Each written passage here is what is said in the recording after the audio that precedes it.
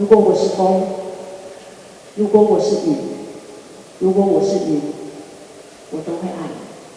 我爱台南，而经过昨天，我相信台南也深深的爱着我。请大家多多支持台南文学季。詹宝仪化身文学大赛来到台南市美术馆，甲台南市长黄伟綽共同为进入第9届年度文学盛事台南文学季掠开序幕。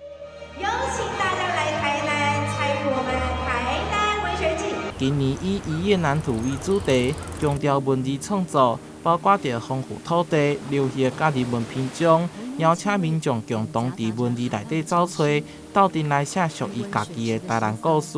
在土地当中寻找台南生活在这片土地上的人事物当中蕴含的文学的元素。我们希望用这种自然的方式、生活的行动，能够让大家贴近台南土地，借此去读到南土本身所蕴含的文学性。我们希望呢，阅读呢是用走的方式，然后开始呢看到细节，看到更感动的以前我们可能忽略到的一种的角落。这次以我与文学的相遇为题，这次10万块的高额奖金来征文，同时也增加底文类别，以接龙的方式创作台南的故事。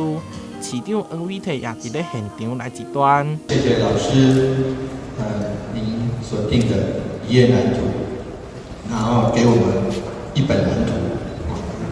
没有你的介绍，不是一次蓝图。台南文学季以文学为基底，为时代教学活、文字到音乐，将展开5大主题活动，邀请无同的作家来分享台南的故事。活动将持续到9月，想要参加也是报名，会当就网站来查询。台南新闻杨顺怀采访报道。